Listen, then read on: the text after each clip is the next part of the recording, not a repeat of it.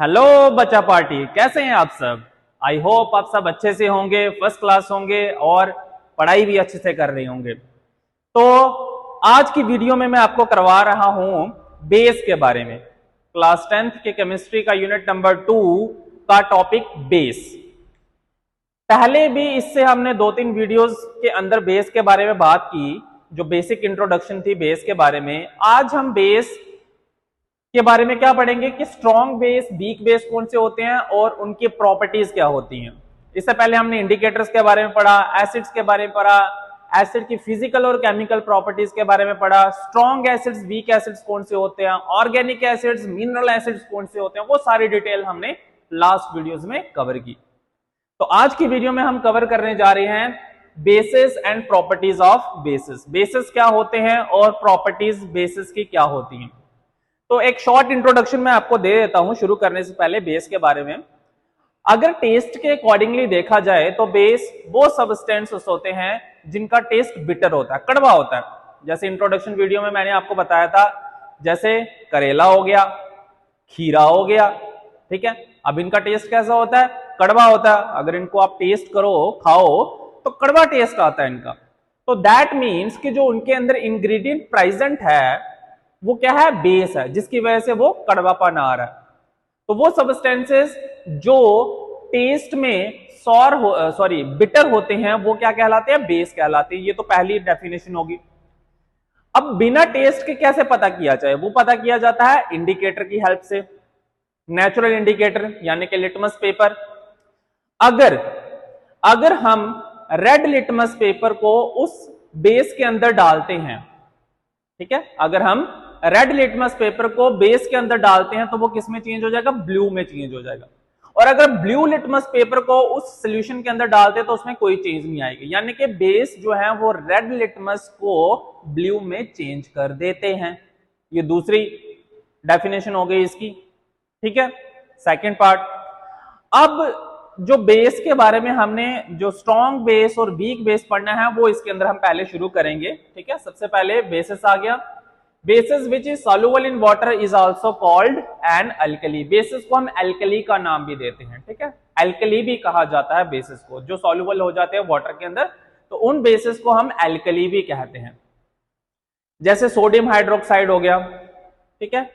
उसके बाद ये सोडियम हाइड्रोक्साइड है, ठीक है। इस तरह का सोडियम हाइड्रोक्साइड जो है वो व्हाइट क्रिस्टल्स की तरह दिखता है। नेक्स्ट है calcium hydroxide, CaOH2। Calcium hydroxide भी व्हाइट पाउडर की तरह होता है, जैसे पिक्चर में नजर आ रहा है। उसके बाद है पोटेशियम हाइड्रोक्साइड। पोटेशियम हाइड्रोक्साइड कुछ इस तरह से आपको पिक्चर में नजर आ रहा होगा व्हाइट फॉर्म में। नेक्स्ट है अमोनियम हाइड्रोक्साइड, NH4OH, ठीक है। ये आ गया जो लेबोरेटरीज के अंदर जनरली पाया जाता है। और लास्ट है मैग्नीशियम हाइड्रोक्साइड, MgOH2, जो कुछ इस तरह का पाउडर्ड फॉर्म में आता है। अब बेस के बारे में पहचाना कैसे जाए बेस को। अगर आपको केमिस्ट्री के अंदर रिएक्शन के अंदर कोई रिएक्शन है उसके अंदर फाइंड आउट करना है कि इसमें बेस कौन है, बड़े सारे स्टूडेंट कंफ्यूज हो जाते हैं कौन सा एसिड है कौन सा बेस है। एसिड के बारे में तो आपको क्लैरिटी अभी मिल गई होगी कि हम किस तरह से आइडेंटिफाई कर सकते हैं कि कौन से एसिड्स हैं। बेस को आइडेंटिफाई करना बड़ा ही इजी है। बेसेस जनरली क्या होते हैं, मेटल ऑक्साइड्स होते हैं। देखिए बेसिस जो है वो मेटल ऑक्साइड्स भी हो सकते हैं, मेटल हाइड्रोक्साइड्स भी हो सकते हैं,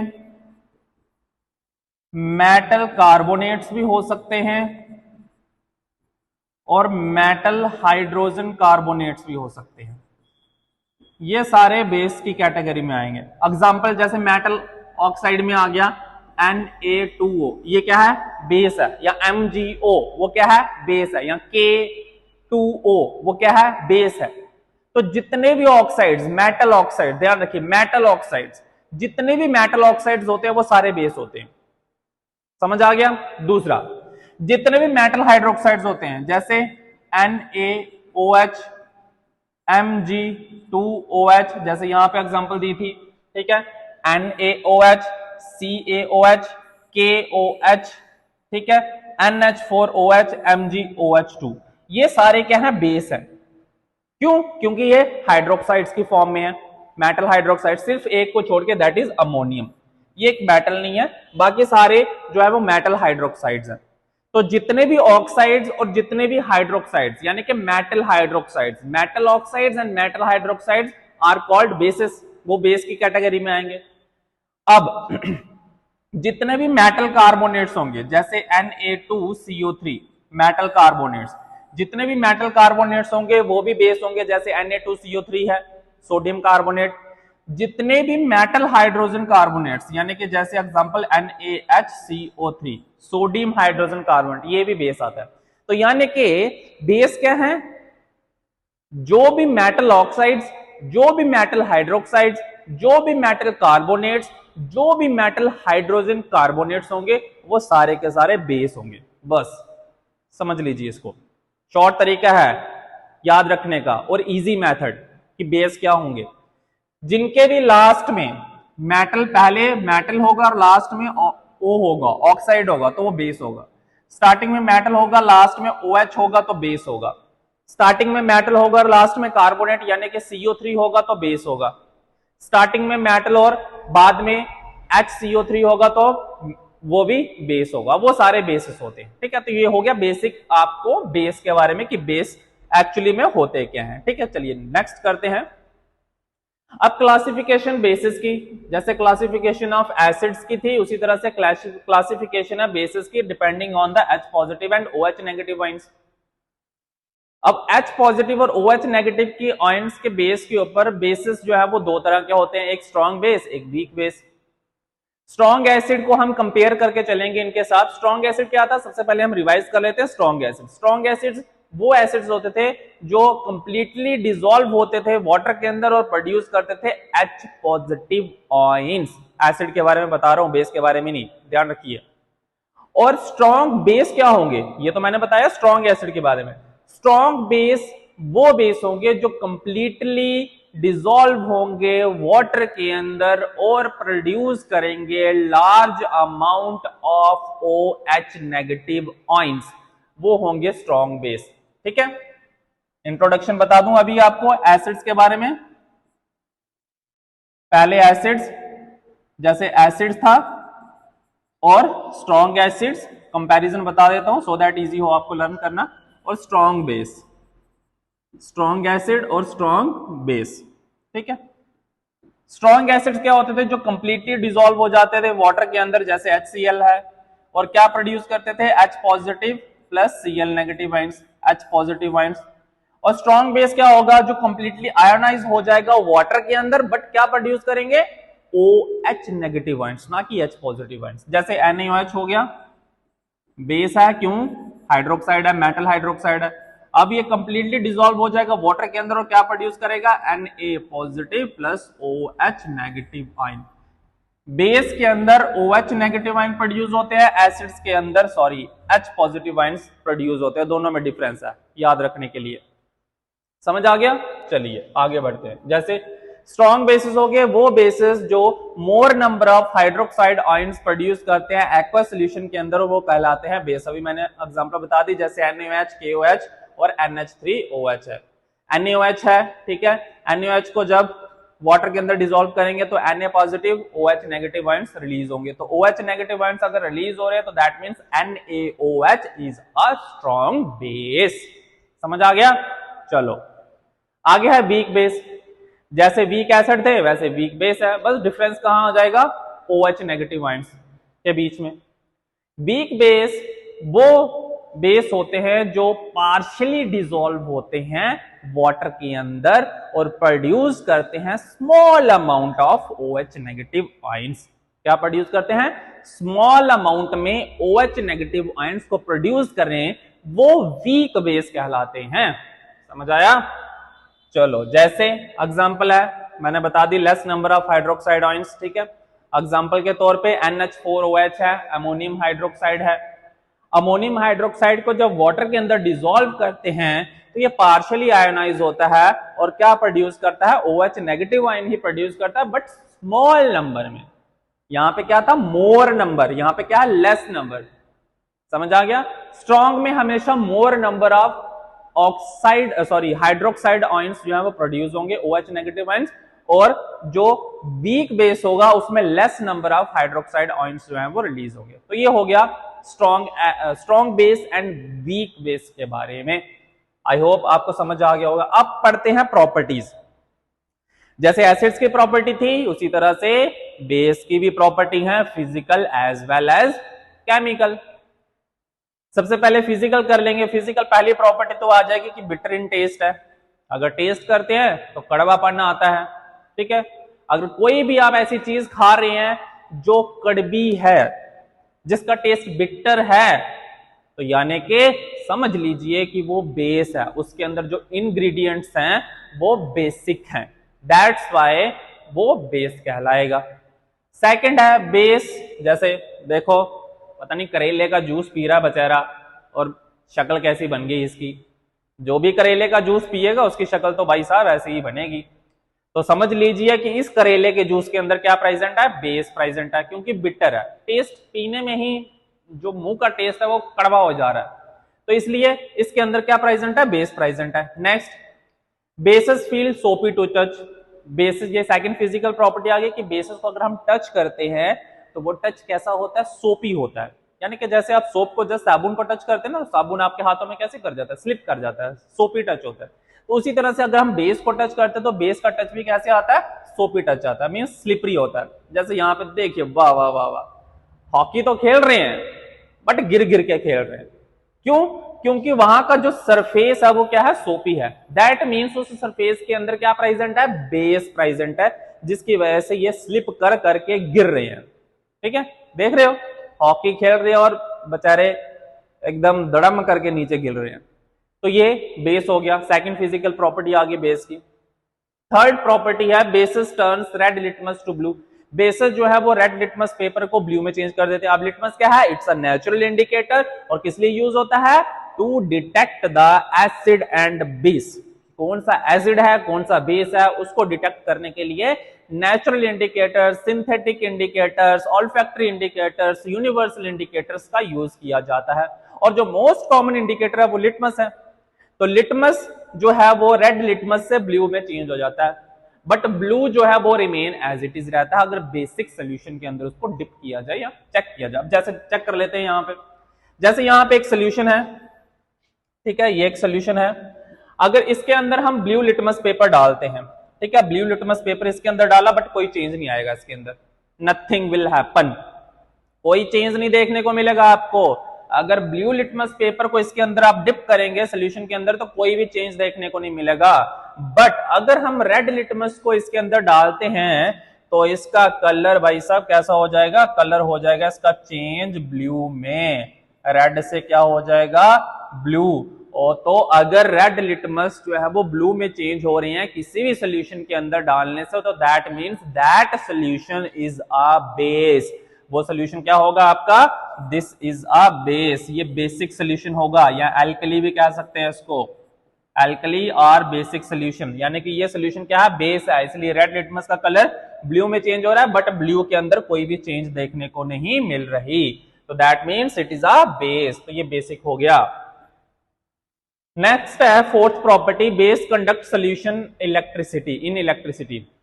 बेसेस जो है वो गुड कंडक्टर ऑफ इलेक्ट्रिसिटी होते हैं, यानी कि वो इलेक्ट्रिसिटी को कंडक्ट करते हैं। एसिड भी कंडक्ट कर देते हैं, बेस भी कंडक्ट करते हैं, क्योंकि बेसेस को जब वाटर के अंदर हम डिसॉल्व करते हैं तो वो पॉजिटिव और नेगेटिव आयंस रिलीज करते हैं, और पॉजिटिव आयंस और नेगेटिव आयंस यहाँ पे भी रिलीज होते हैं।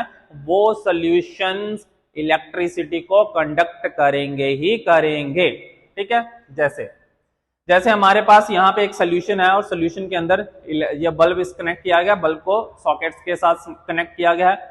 सॉकेट का एक एंड बल्ब में और दूसरा एंड जो है वो सोल्यूशन के अंदर डाला गया है, और बल्ब का जो एक एंड है वो सॉकेट में और दूसरा एंड उसका वो भी सोल्यूशन के अंदर। अब ये सोल्यूशन जो इसके अंदर डाला गया है ये क्या है, बेसिक सोल्यूशन है। बेसिक सोल्यूशन है, कोई भी हो सकता है इसकी जगह पे सोल्यूशन। जैसे ये हो सकता है आपका NaOH हो सकता है, क्योंकि NaOH को जब हम डिसॉल्व करेंगे तो क्या रिलीज करेगा, Na positive plus OH negative ions. अब मान लो ये पॉजिटिव आयंस जो है वो कौन से हैं, Na वाले, और ये नेगेटिव आयंस कौन से हैं, OH वाले। ठीक है, तो ये क्या होगा, जब पॉजिटिव और नेगेटिव आयंस दोनों उस बीकर के अंदर रिलीज होंगे तो क्या करेंगे, वो इलेक्ट्रिसिटी को कंडक्ट करेंगे। अब ये क्या करेंगे, सर्किट पूरा कंप्लीट कर देंगे। अब इसकी वजह से ऐसा नहीं है कि सर्किट अनब्रेक रहेगा, सर्किट जो है वो पॉजिटिव और नेगेटिव आयंस की वजह से क्या हो जाएगा, कंप्लीट हो जाएगा। अब सर्किट ही कंप्लीट हो गया तो भाई साहब बल्ब तो जलेगा ही जलेगा ना, ठीक है। तो हम कह सकते हैं कि बेस जो है वो इलेक्ट्रिसिटी को कंडक्ट करते हैं, एसिड भी कंडक्ट करते हैं, क्योंकि एसिड भी पॉजिटिव आयंस और नेगेटिव आयंस रिलीज करते हैं इन सोल्यूशन, ठीक है। जब डिसॉल्व किया जाता है वाटर के अंदर तो वो भी पॉजिटिव और नेगेटिव आयंस रिलीज करते हैं, सिमिलरली बेस भी सेम वही करते हैं। नेक्स्ट है property, bases react with some metals to form hydrogen gas. Bases जो है वो क्या करते हैं, मेटल के साथ जब रिएक्ट करते हैं तो हाइड्रोजन गैस इवॉल्व होती है, ठीक है। फिजिकल, अब ये आगे यहां से केमिकल प्रॉपर्टीज शुरू होगी आपकी। एग्जांपल के लिए है जैसे सोडियम हाइड्रोक्साइड, हमने बेस ले लिया, ठीक है। बेस क्या आ गया हमारा, सोडियम हाइड्रोक्साइड। रिएक्ट करेगा जब मेटल्स के साथ, अब मेटल कोई भी हो सकता है, यहां पे जैसे जिंक मेटल आ गया। सोडियम हाइड्रोक्साइड क्या है, बेस है। जब इसकी रिएक्शन किसी भी मेटल के साथ होगी तो क्या बनेंगे हमारे पास, यहां पे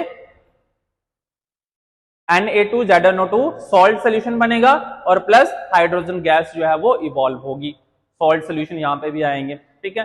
sodium zincate is a salt. अब ये सॉल्ट क्यों कहलाता है, जब हम सॉल्ट वाला टॉपिक करेंगे तो आपको मैं एकदम क्लैरिटी के साथ बताऊंगा कि सॉल्ट क्यों है ये। जैसे बेस और एसिड के बारे में पता चल गया आपको, उसी तरह सॉल्ट के बारे में भी बड़ी इजी मेथड से बता दूंगा कि सॉल्ट एक्चुअली में होते क्या हैं। तो ये होगी फिफ्थ प्रॉपर्टी। नेक्स्ट आ जाता है आपका, ठीक है, ये बैलेंसिंग किया है इसको। Six, bases react with acids to form salt and water. अब ये प्रॉपर्टी सेम आपने किस में पढ़ी थी, एसिड में भी पढ़ी थी, कि जब एसिड जो है वो बेस के साथ रिएक्ट करते हैं, बेस प्लस एसिड, तो क्या बनाते हैं, सॉल्ट बनाते हैं। क्या बनेगा, सॉल्ट बनेगा प्लस हाइड्रोजन गैस। एग्जांपल के लिए बेस हमने ले लिया NaOH प्लस साथ में ले लिया हमने क्या, एसिड ले लिया HCl, तो क्या बन गया NaCl, सॉल्ट बन गया। सोडियम क्लोराइड सॉल्ट है और प्लस H2, तो ये कौन सी रिएक्शन कहलाती है, जल्दी से बताओ कौन सी रिएक्शन है ये रिएक्शन है न्यूट्रलाइजेशन रिएक्शन। न्यूट्रलाइजेशन रिएक्शन कौन सी होती है, लास्ट क्लास में आपको बताया था। न्यूट्रलाइजेशन रिएक्शन वो रिएक्शन होती है जब एक बेस जो है वो एसिड को इफेक्ट को कम कर दे, that is called a neutralization reaction. Means एक बेस जो है वो एसिड को न्यूट्रलाइज कर दे, कम कर दे, तो वो न्यूट्रलाइजेशन रिएक्शन। एसिड में भी थी, बेस में भी है। एसिड में क्या थी कि जब एसिड बेस के साथ रिएक्ट करेगा तो क्या बनेगा, बेस में है कि जब बेस एसिड के साथ रिएक्ट करेगा तो क्या बनेगा, भाई सेम ही बनेगा ना, दोनों मिलेंगे तो सेम ही प्रोडक्ट बनेगा हमारा। तो वहां पे भी क्या प्रोडक्ट बन रहा था, सॉल्ट और हाइड्रोजन गैस, यहाँ पे भी सेम ही प्रोडक्ट बन रहा है, सॉल्ट और हाइड्रोजन गैस। एग्जांपल है जैसे सोडियम हाइड्रोक्साइड H2SO4 लिए, यहाँ पे आप कोई भी ले सकते हैं, एसिड HCl लिया था मैंने जैसे एग्जांपल, तो क्या बना यहाँ पे, सोडियम सल्फेट प्लस वाटर, ठीक है। यहाँ पे सल्फेट था, सल्फ्यूरिक एसिड था, इसलिए यहाँ पे वाटर रिलीज हो रहा है, ये बैलेंसिंग किया है। अब सेवंथ आ जाते हैं, seventh chemical property, bases react with non metal oxides to form salt and water. Base जब जो नॉन मेटल ऑक्साइड्स के साथ रिएक्ट करते हैं तो क्या बनाते हैं, सॉल्ट और water, hence non metal oxides are acidic in nature. तो नॉन मेटल ऑक्साइड्स क्या कहलाएंगे, एसिडिक कहलाएंगे नेचर के अंदर। एग्जांपल के लिए क्या आ गई, जैसे calcium hydroxide is a base, क्योंकि हाइड्रोक्साइड है। मैंने क्या बताया, जितने भी हाइड्रोक्साइड्स हैं, जितने भी ऑक्साइड्स हैं, जितने भी कार्बोनेट्स हैं, जितने भी हाइड्रोजन कार्बोनेट्स हैं, सारे बेस होते हैं। तो बेस कहां पे क्या आ गया, यहाँ पे हाइड्रोक्साइड, कौन से वाला, कैल्शियम। कैल्शियम क्या है, मेटल, तो क्या बन गया, मेटल हाइड्रोक्साइड बन गया।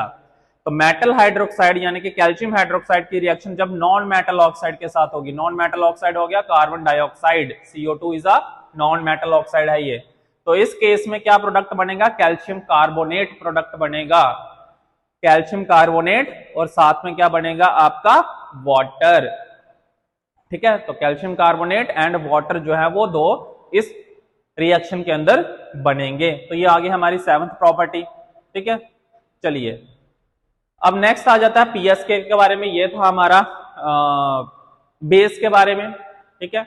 बेस क्या होते हैं, वीक बेस क्या होते हैं, स्ट्रॉन्ग बेस कौन से होते हैं, और प्रॉपर्टीज, कुछ इंपॉर्टेंट प्रॉपर्टीज बेस के बारे में। आई होप आपको अच्छे से समझ आया होगा। अगर समझ आया है तो कमेंट और लाइक और इस वीडियो को शेयर जरूर कर दें अपने दोस्तों के बीच में। और जिन्होंने अभी तक चैनल को सब्सक्राइब नहीं किया भाई सब चैनल को सब्सक्राइब कर लो, क्योंकि इसी तरह के अब इंपॉर्टेंट और एकदम धमाकेदार वीडियोस जो है वो मैं आपके लिए रोजाना लेके आने वाला हूं। थैंक यू सो मच, मिलते हैं अपने नेक्स्ट वीडियो में with new topic that is pH scale.